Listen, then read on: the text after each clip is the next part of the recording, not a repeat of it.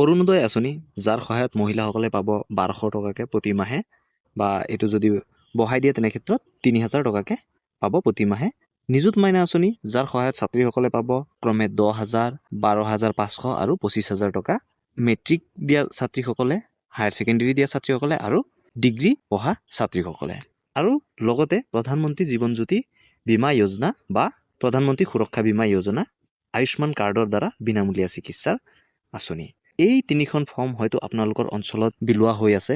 হয়তো বহুতে এইবিলাক ফৰ্ম কালেক্ট কৰি জমা দিছে, কিছুমানে ফিল আপ কৰি আছে, যাৰ লগত আপোনালোকে বেংকৰ পাছবুকটো দিছে, আধাৰ কাৰ্ড দিছে, ৰেচন কাৰ্ড দিছে, ভোটাৰ ID দিছে। হয়তো এইবিলাক আপোনালোকৰ জমা লৈ আছে। এতিয়া এইটো ভিডিঅ'ত মই ক'ম যে আপোনালোকে প্ৰকৃতাৰ্থত এই ফৰ্মখন জমা দিব লাগেনে বা এই ফৰ্মখনৰ দ্বাৰা আপোনালোকে প্ৰকৃতাৰ্থত এই আঁচনি লাভ কৰিবনে, সেইটোৱে এইটো ভিডিঅ'ত ক'ম। তো এইটো ভিডিঅ'ত মই কেইটামান যুক্তি আপোনালোকক দেখুৱাম আৰু উত্তৰটো মই আপোনালোকৰ পৰা আশা কৰিম হয় নে নহয়।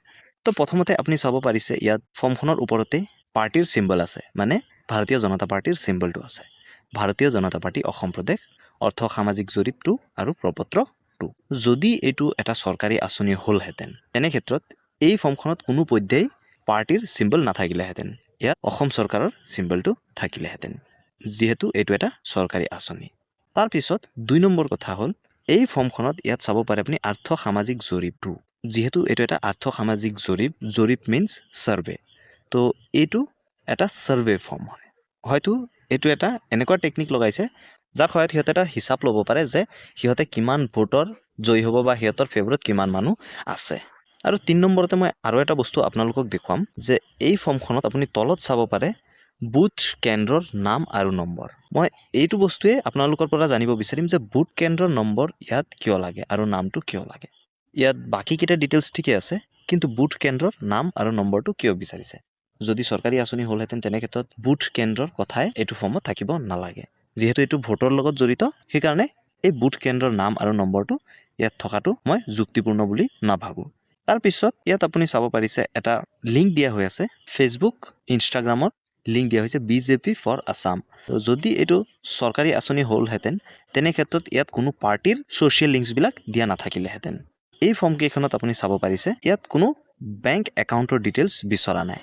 ইমান সহজে চৰকাৰী আঁচনি এটা এনেই দিব নোৱাৰে। আৰু গোটেইকেইটা ফৰ্মতে আপুনি চাব পাৰিছে যে ইয়াত ভাৰতীয় জনতা পাৰ্টিৰ চিম্বলটো দিয়া হৈ আছে। তো মোৰ এইকেইটা যুক্তি আছিল যে অৰিজিনেল ফৰ্ম নহয় বুলি। কিন্তু তাৰ লগতে মই আৰু এটা কথা কৈ থওঁ যে এই ফৰ্মখন এনেকুৱাও হ'ব পাৰে পৰৱৰ্তী যেতিয়া এই আঁচনি আহিব তেনে ক্ষেত্ৰত এই ফৰ্মখন লৈ সিহঁতে এটা চেকলিষ্ট প্ৰিপেয়াৰ কৰিব পাৰে যে যিসকলে ভোটৰ আগত এই ফৰ্মকেইখন ফিল আপ কৰিছে সিহঁতকে অৰুণোদয় দিয়া হ'ব বুলি, তেনেকৈও সিহঁতে ইউজ কৰিব পাৰে, সেইটো এটা ধাৰণা আহে। সেইকাৰণে মই আপোনালোকক নকওঁ যে ফৰ্মখন ফিল আপ কৰি নিদিব, কিন্তু মোৰ যিখিনি যুক্তি আছে মই সেইখিনি আপোনালোকক জনালোঁ। তো এতিয়া আপোনালোকে নিজে বিবেচনা কৰি চাওক যে আপুনি ফৰ্মখন জমা দিব নে নিদিয়ে। তো আপোনালোকৰ যুক্তিটো আপোনালোকে কমেণ্ট ছেকশ্যনত জনাব নাপাহৰিব। এইটো ভিডিঅ'ত ইমানেই আছিলে আৰু ভিডিঅ'টো যিমান পাৰে আপোনাৰ বন্ধু বান্ধৱী সকলোৰ লগত শ্বেয়াৰ কৰি দিয়ক। ধন্যবাদ। জয় আই অসম।